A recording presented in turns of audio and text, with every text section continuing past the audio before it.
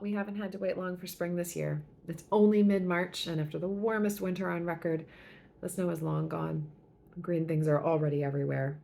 Snowdrops are pretty much done, and daffodils are already blooming in the sunniest areas. Not much is out in our own yard in Michigan yet, but in a couple of weeks, there will be a lot of activity as sprouts begin to push their way up through the dirt and mulched leaves. And the seeds that fell last year into good soil have already broken open, sending roots down for nourishment before poking their sprouts upward toward the light. Flower beds may look devoid of life right now, but there is so much growth already happening underneath the surface. All the seeds produced by last year's flowers carry the potential for life, but until they break open their protective shells, that potential remains just a possibility. Until those seeds open up and run the risk of becoming plants that might get trampled, eaten, or uprooted, or plants that stretch toward the sun, growing as tall as they might and providing food, shelter, and beauty. Until those seeds open, they remain only possibilities, wrapped up tightly in a husk. Frederick Buechner wrote that the purpose of life is for the hatching of the heart. In so many ways, our instinct is to protect ourselves and our hearts, to keep ourselves from being vulnerable. But our lives remain mere possibility if we refuse to allow our hearts to open up to each other and to what God is calling us to. In so many ways, we instinctively harden ourselves to the world around us. We hoard resources, thinking of the economy as a zero-sum game where more for you means less for me. We are programmed to believe things that confirm what we already think is true. And so we write off any information that might change our minds, even if we're witnessing it ourselves. We are witnessing what happens when, as a society, we curl up into our respective corners and refuse to listen to each other, hardening our hearts against the humanity right in front of us. We are surrounded by a world that is hurting and bearing our own burdens too. Understandably, many of us are feeling anxious.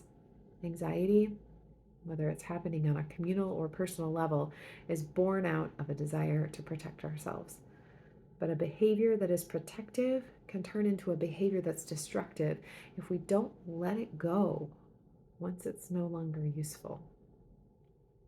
It can become a husk that keeps us from opening up to the world, being who we're called to be. Julian of Norwich identified two types of sin: impatience and despair. Both of those sins keep us from encountering the world as it is and as it could be. Impatience demands that we rush through or ignore the steps that are necessary for real, lasting change. A seed will grow given the right conditions, but pulling on the sprout or digging it up to check on it will not make it grow faster.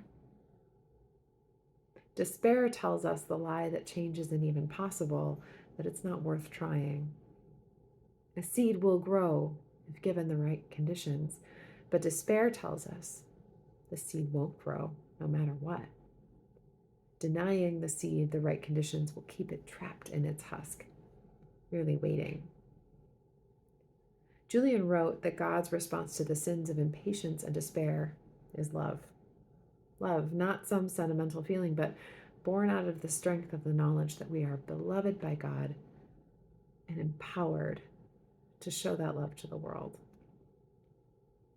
When Jesus demanded change, he demanded it out of love. He restored relationships, healed the sick, fed the hungry, and taught people how to see the face of God in each other. Even as he was turning over the tables and chasing the money changers out of the temple, he was doing it out of love. Even as he approached the cross, he did so out of love. My soul is troubled, he said, but he knew that his only path was forward. He could have remained in the safety of Nazareth, an unassuming carpenter living out his days in relative peace and quiet. But he was called to change the world. When Jesus was baptized by John, he heard the words of God spoken to him.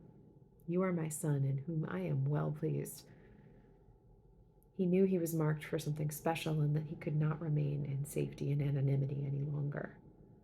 He knew that in breaking out of the cocoon of his old life, his calling would require him to be vulnerable. He knew that in reaching forward, he would have to accept risk, danger, and ultimately death. But in accepting that vulnerability, not only did Jesus himself grow, but he changed the world. His life bore fruit, seeds of faith sown all over the world, and a shift from thinking of people as expendable to each individually precious in the sight of their Creator. Until a seed breaks open, until it is released, until it becomes vulnerable, it cannot grow. In order to live and grow, we too must allow our hard shells to break open so that the soft, vulnerable parts of ourselves can reach out. Even good change can be daunting and terrifying, but we are following in the steps of Jesus, led by him and by his example. The idea of a life without suffering is appealing, but the experience of suffering allows us to grow in compassion. God doesn't make bad things happen to us, but the power and promise of the resurrection is that God can make good come out of bad. And if, in Jesus' metaphor, the suffering is the breaking open of the husk of the seed, it is the thing that allows us to reach forward in love. God calls us to leave the things that would bind us, even when they feel safe. God calls us out of the ways we turn inward in the midst of suffering. And God calls us forward in love to work for the change the world needs so desperately. Jeremiah tells us that God's law is written, not on tablets of stone, but on our hearts. That law is love. The purpose of our lives is for the hatching of our hearts, so that God's love can be made known through us. Amen.